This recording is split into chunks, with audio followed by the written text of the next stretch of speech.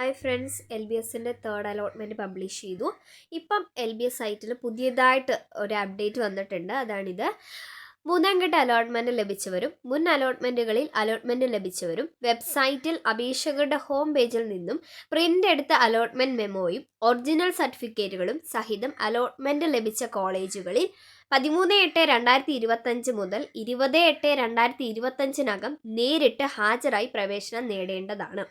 അതായത് നമുക്ക് കിട്ടിയ കോളേജിൽ നമ്മൾ നേരിട്ട് ചെന്ന് അഡ്മിഷൻ എടുക്കാനുള്ള സമയം എന്ന് പറയുന്നത് 13, അതായത് ഇന്നു മുതൽ 20-ാം തീയതി വരെയാണ്.